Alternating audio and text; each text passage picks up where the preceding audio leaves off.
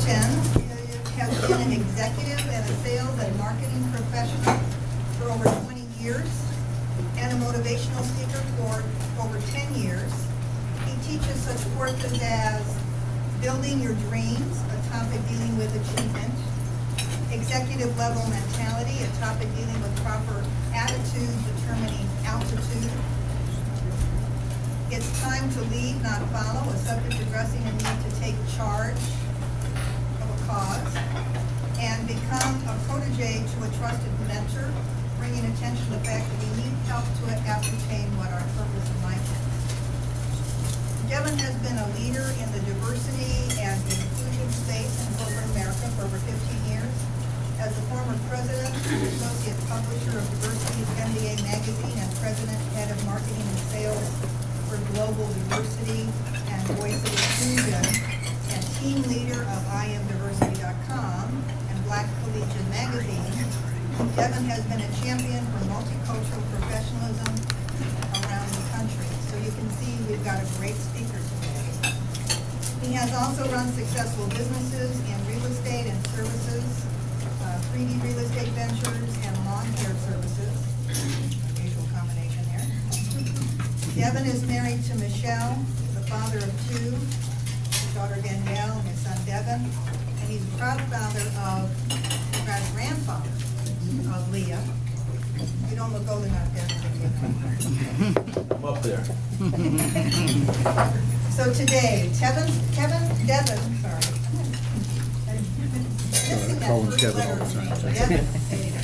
Devin's topic today is Find Your Voice, which deals with finding success and fulfillment in your profession, your personal life, your financial life. So let's give a successful thinkers warm welcome.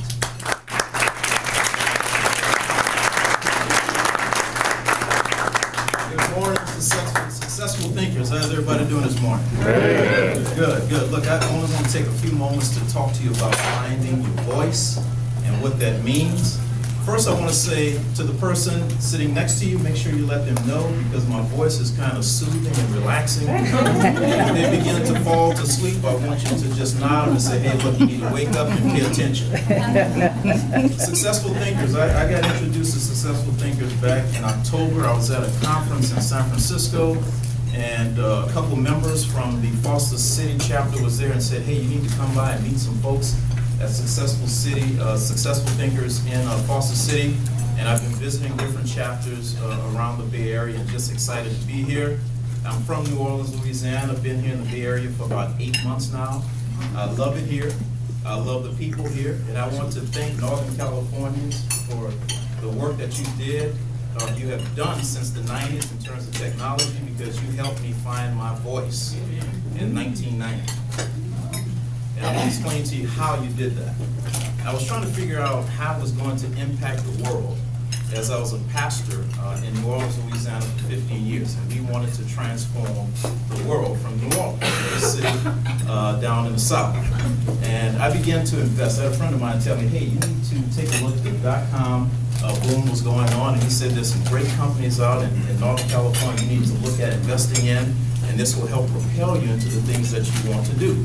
So I began to invest in some companies here in Northern California, and I began to make quite a bit of money. I had a number of resources that were available to me, and we were able to build orphanages and missions in Africa and India and Central and South America. And I have a good friend of mine, Victor Barussi, who is a missionary in Russia, and I was able to help he and his family buy their home in Russia.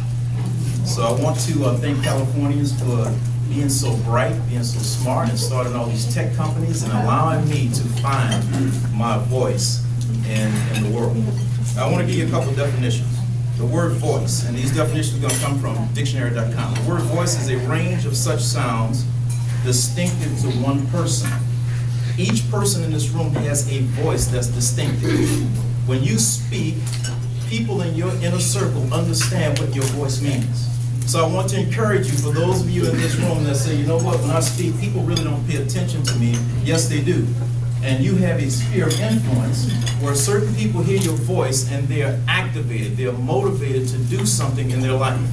Now, there's a couple of things that I do when I travel around the country. I talk about building your dreams, and I talk about changing your mentality. And one of the things that will help you build your dream is if you understand that you have a voice to help someone else build their dream. The other part of the word voice in terms of definition is the condition or effectiveness of the voice for speaking or singing. The key word in that is effectiveness. Everyone in here has a place or a niche where they are effective. When you say something, things begin to happen. Not only in your life, but in the lives of those who are around you. Something I wanted to say when I first came up, when I was a pastor, I would always open up by saying, you know, I was glad when they said unto me, let us go into the house of the Lord. So I want to say this, I was glad when they said unto me, let's go to successful things. Right? So I want to share that with everyone. Some of you are members here in Fremont, some of you are members at other chapters, have that attitude. When you walk into your meeting, I was glad when they said unto me, it's time to go to successful thinkers and your location. I want to give you a couple more definitions. The word successful. It means having succeeded in one's endeavors, marked by favorable outcomes. Everyone in this room has had some level of success. If not, you would not be in this room today. You would not be networking with all of these successful people in this room today. I remember you about this one. A person who has a well-developed faculty for thinking, such as a philosopher or a doctor or a lawyer, someone who has developed their capacity to think outside of the box. One of the things I really appreciate about successful thinkers is the fact that I've been to a number of different networking events, BNI, among others. But the one thing that really attracted me to this group is you guys want to get to know someone, like that person, and trust that person. Now, me being new to Northern California, there's a couple things I wanted to do. Of course, I wanted to build a network of contacts to be able to transact business in the area, of course, so I could take care of myself and my family financially.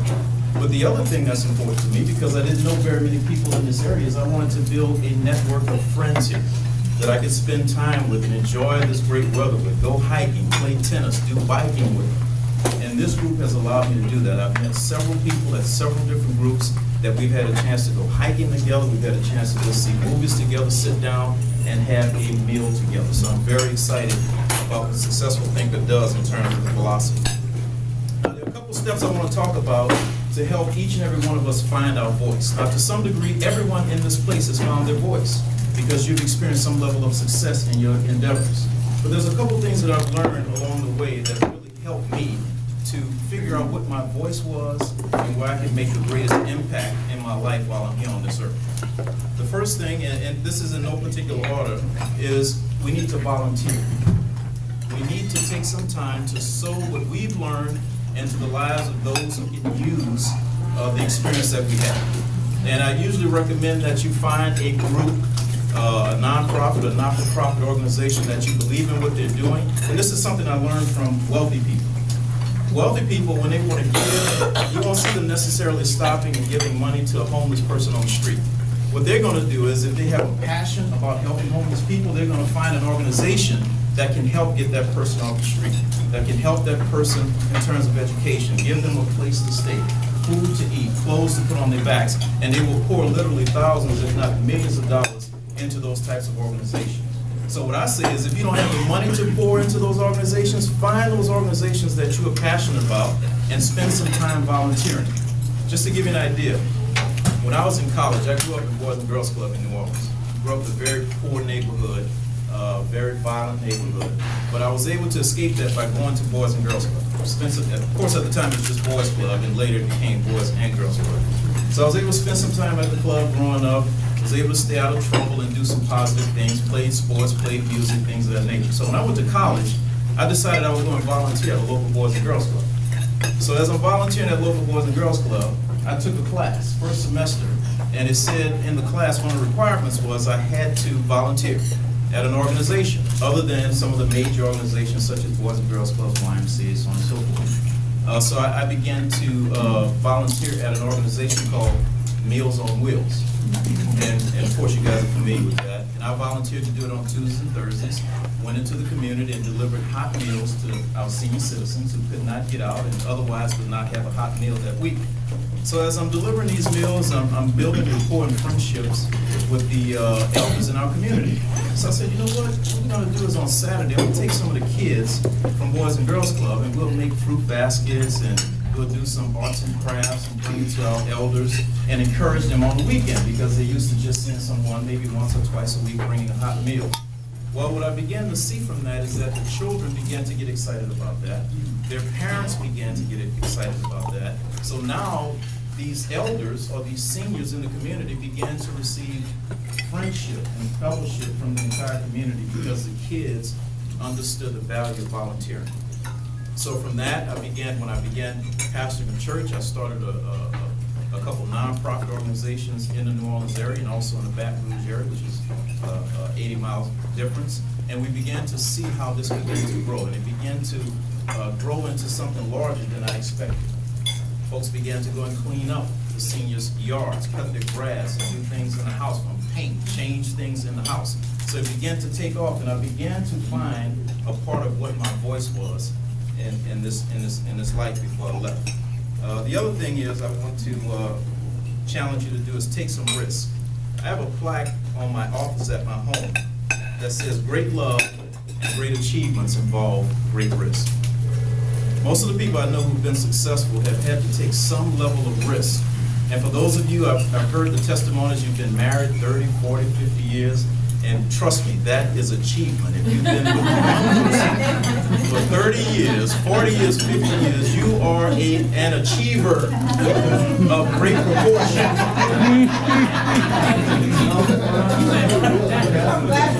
And I bow to you. I bow to you. You deserve respect. So take some risks.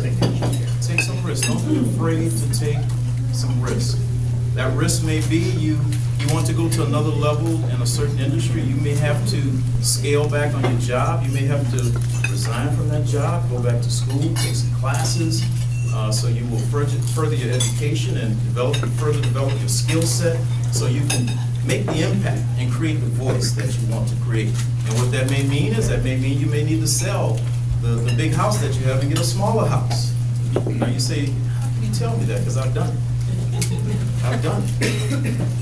I had a 4,800 square foot house, sold it, moved into a 1,200 square foot house because I wanted to take that money, I wanted to go back to school, I wanted to develop a particular skill, and once I developed that skill, I began to see it blossom, and I said, you know what, I'll just go and buy a bigger house now that I'm in another position.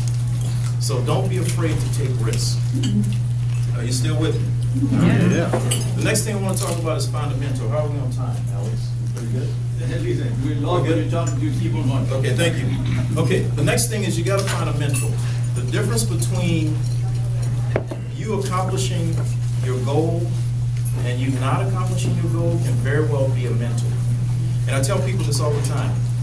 Jesus came to this earth and mentored 12 men and changed the world. 12 men and changed the world. Find a mentor who can help you change the world. I've had a great mentor of mine. He's in Glendale, Arizona now. And when I began to make money, 20 years ago, he pulled me aside. He was my supervisor at the job I was at. He said, hey, look, I want to talk to you about how you manage your money, how you become frugal, how you become wise in managing your money. And one of the first books he recommended that I read was The Millionaire Next Door. I read that book and it transformed my way of thinking when it comes to money. But if I had not allowed him to mentor me, I would have taken the money I was making and I would have blown it foolishly because I didn't understand money. My pastor used to tell me all the time, money is your friend. And he said, I can tell if you respect your friend. He said, every time you get a friend and you go ahead and spend him, you don't respect and love your friend. So find a mentor. The next thing is you need to become a mentor. Everything that you have, everything that you've learned, you cannot take that to the grave with you. You have to pass that on to the next generation. Something I observed and paid attention to as I was growing up. I had white friends who I grew up with, And generally speaking, if their father was a doctor, they were focused on becoming a doctor. If their father was a lawyer, not all the time, but generally speaking, they decided, you know what, I want to be a lawyer and be in the family business. Because they understood that, we want to pass on this generational academic education. We want to pass on the wealth that comes with this particular expertise, and we're going to instill this in the next generation. And sometimes we forget and we say, well, you know what, let's let them have their own mind, let's let them do what they want to do. Of course we want them to make their choice, but we also want to be mentors and guide them through this treacherous water of trying to decide what it is we want to do.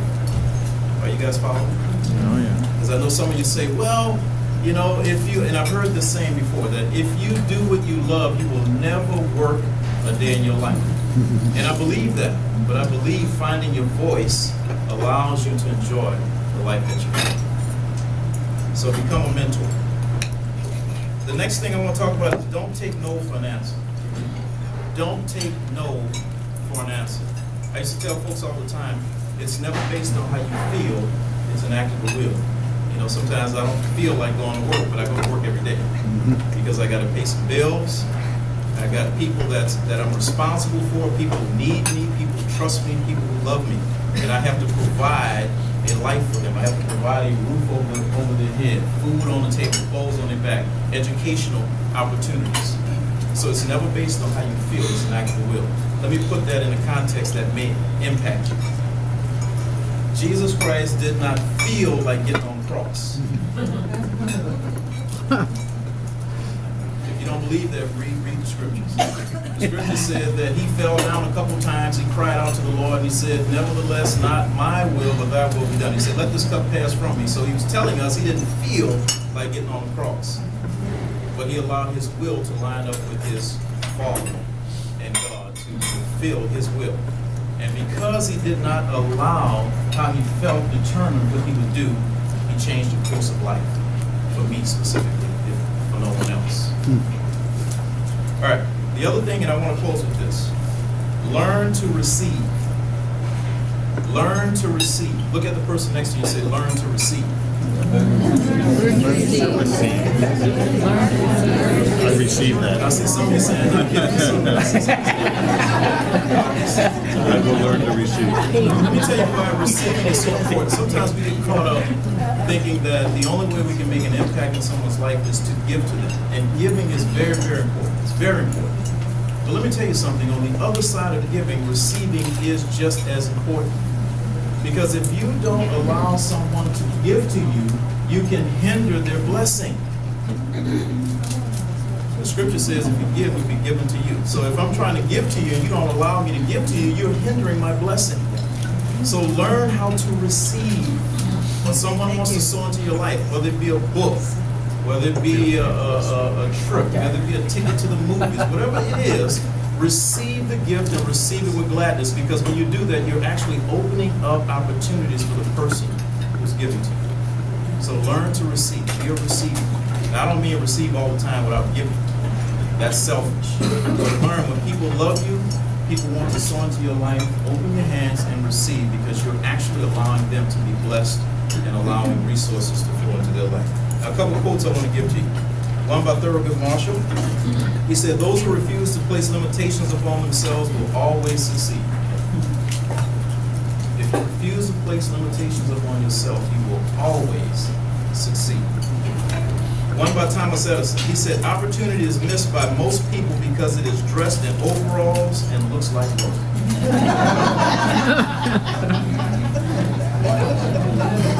Former President Ronald Reagan once said, and I'm going to quote it just as he said it, a little hard work never hurt no one. Last one, Abraham Lincoln, and this is one of my favorites. Abraham Lincoln said, it has been my experience that folks who have no vices have very few virtues. So you don't have to be perfect. Now, we should strive for perfection. We should strive for maturity. But we make mistakes along the way. We fall, we slip, we have an accident or move. But those who have no vices really have no virtues. And with that, I'd like to thank you for this opportunity to speak to the group, and enjoy your lunch.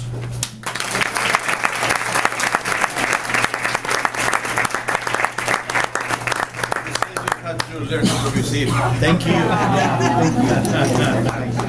We should have you long time ago. Thank you so much, Devin.